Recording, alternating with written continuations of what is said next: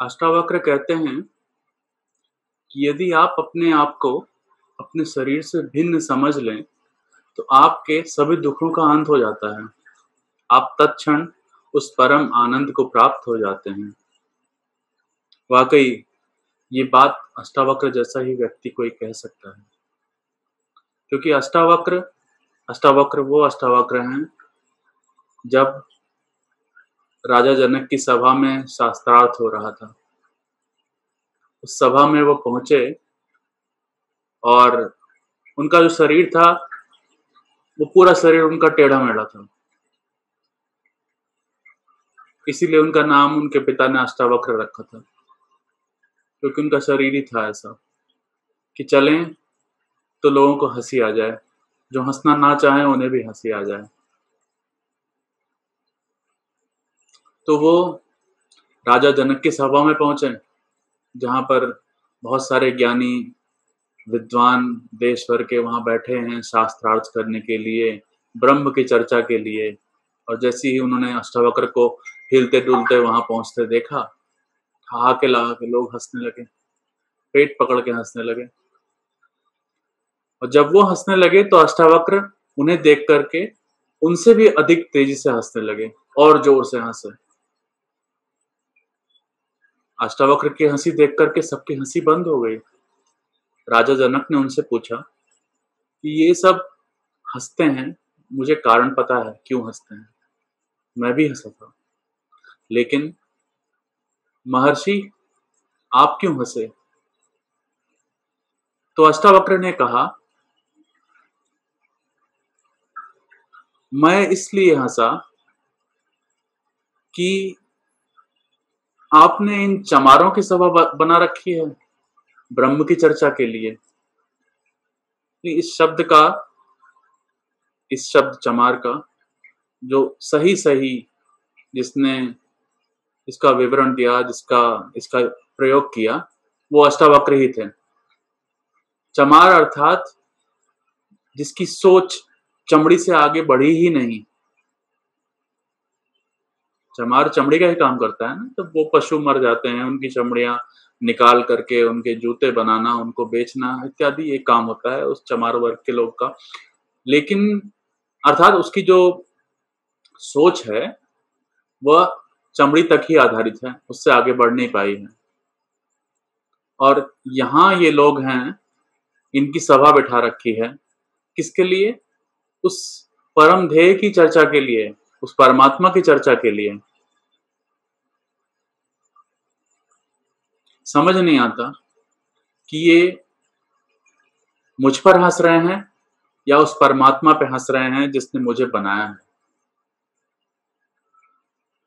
बहुत गहरी सोच थी उनकी। और तत्क्षण राजा जनक के समझ गए कि ये कोई साधारण ज्ञानी नहीं है। वे उसकी चरणों में बैठ गए और तब अष्टावक्र गीता का जन्म हुआ। तो इस कोटि के व्यक्ति थे अष्टावक्र। और जब वो कहते हैं कि यदि आप अपने आप को देह से पृथक जान लें, देह से भिन्न जान लें, आप तत्क्षण आनंद को प्राप्त होते हैं। सवाल ये उठता है कि आप स्वयं को देह से पृथक क्यों जानें? सारा जीवन आप स्वयं को देह ही तो समझे आए हैं।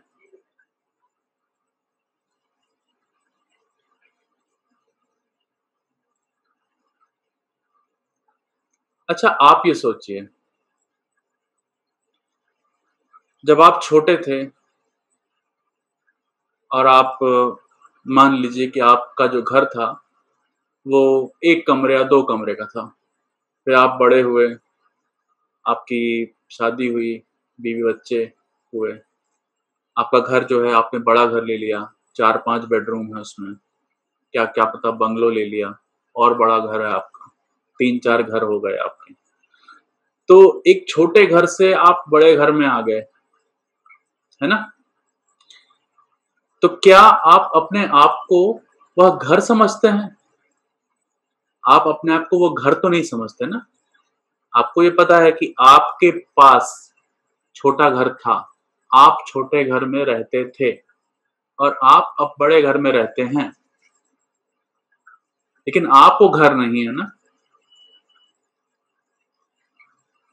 सोचिए जरा। अब इसी उदाहरण को अपने बारे में सोचिए। याद कीजिए वो समय जब आप 10वीं का जो टाइम होता है ना, वो सभी को याद रहता है।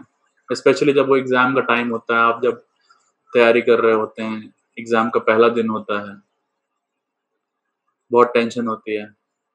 आप सोचिए उस समय आपका वजन कितना होगा, आपकी हाइट कितनी होगी, आपका शरीर कितना छोटा था। आज जब आप 50 साल, 55 साल, 60 साल के हैं, आपका वजन कितना है, आपकी हाइट कितनी है, आपका शरीर कितना है। वो छोटा शरीर था, ये बड़ा शरीर है। उस समय आप उस शरीर में रहते थे, इस समय आप इस शरीर में रहते हैं। आप वो रहने वाले हैं। आप अपने आप को वह घर कैसे समझ सकते हैं? आप तो वो रहने वाले व्यक्ति हैं ना। तो क्या इस चीज में कोई बहुत बड़ा कोई तर्क देने की आवश्यकता नहीं है अपने आप को देह से पृथक करने के लिए। फिर भी उसके बाद भी व्यक्ति का मन ही ऐसा है कि उसे ज्ञान की बातें बतानी पड़ती हैं। उसे बताना पड़ता है कि स्वयं को पृथक करो इन चीजों से, वरना ये बहुत ही साधारण सी चीज है।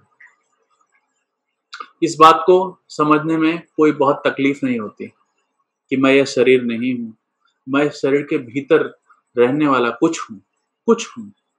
अभी के लिए ये मान लीजिए, है ना। लेकिन इस बात को जानने के लिए थोड़ी सी आपको मेहनत करनी पड़ेगी। जब मैं कहूंगा आपसे कि नहीं, आप वह मन भी नहीं है जो इस शरीर के भीतर रहता है, क्योंकि आपका आपके मन से तादात्म्य बहुत गहरा है। यदि मैं कहूं आपको, आप रास्ते में मिल जाए, मैं कहूं आपको कि आप शरीर से थोड़े बीमार लगते हैं, तो आपको उतना बुरा नहीं लगेगा यदि मैं आपसे ये कह दूं कि आप तो मन से बीमार लगते हैं। क्यों? क्योंकि आपका मन से तादात्म्य बहुत गहरा है, आपका शरीर से तादात्म्य उतना गहरा नहीं है। समझ रहे हैं ना आप बात? यदि कोई आपको कहता है कि आप तो बीमार लग रहे हैं, तो आप तो यह मानते ही हैं कि आप इस शरीर के भीतर हैं, लेकिन आप वो मन हैं, आप अपने आप को उस मन से अधिक जोड़े रहते हैं। क्योंकि यदि कोई कह दे कि आप मन से बीमार लगते हैं, तो आपको लगता है कि किसी ने आपको ही गाली दे दी। आप कभी भी अपने आप को अपने मन से भिन्न नहीं मान सकते। लेकिन अब वही वही वही वही उदाहरण आप फिर से लेके चलें कि जब आप 5वीं कक्षा में थे, चौथी कक्षा में थे, 25 किलो के होंगे, 20 किलो के होंगे। धीरे धीरे आप जितना भोजन ग्रहण करते गए, आपकी हाइट बढ़ती गई, वेट बढ़ता गया, बड़े हो गए, 30, 35, 40 साल के हो गए, है ना। छोटे घर से बड़े घर में आ गए, है ना। जो बदल रहा है वह मैं नहीं हूं, मैं कभी बदलता नहीं। ठीक उसी तरह आप वो सोचिए, जब आप 10वीं कक्षा में थे, उस समय आपका मन कैसा था? उस समय आपके मन में विचार कैसे थे? आपको कितनी चीजें पता थी? आपके मन में विचारों का संग्रह कितना था, है ना। उस टाइम पर आपकी क्या एम्बिशंस थी? क्या आपका पर्सपेक्टिव था, दृष्टिकोण क्या था संसार के बारे में? डेफिनेटली वो कुछ होगा। याद कीजिए उस पल को। बहुत आसान है याद करना जब आप अपना 10th का टाइम याद करते हैं ना, क्योंकि वो 10th का टाइम ही थोड़ा ऐसा होता है ना। या और कोई घटना आपको बचपन की याद हो, तो उससे आप ये पता कर सकते हैं कि आपके उस टाइम क्या महत्वाकांक्षाएं थी, क्या एम्बिशंस थे उस टाइम पे, किस तरह के विचार मन में आते थे, क्या बनना चाहते थे, क्या सोचते थे संसार के बारे में। वो सारे जो विचारों का समूह है, वो आपका उस समय का मन था, है ना। अब आप इसी चीज को आज के परिप्रेक्ष्य में देखिए, आज के समय में देखिए कि इस समय आपके मन में किस तरह के विचार आते हैं, आपके मन में किस तरह की महत्वाकांक्षाएं हैं, आपके मन में और काम, क्रोध, लोभ, मोह, मद, मात्सर्य, इन चीजों से रिलेटेड आपके मन में क्या विचार आते हैं? इन विचारों का संग्रह जो इस समय है, आपको दुनिया की कितनी चीजों के बारे में कितना कुछ पता है, वो सारा इंफॉर्मेशन आज आज के परिप्रेक्ष्य में देखिए और उस समय के की तरफ देखिए जब आप छोटे थे, बचपन में। कितना बड़ा अंतर आया है। आपका मन जो इतने से इंफॉर्मेशन लेके बैठा हुआ था, उसके पास आज इतनी इंफॉर्मेशन है। ठीक वैसे ही जैसे आपका शरीर जो इतना सा था, आज वो इतना बड़ा है। समझ रहे हैं?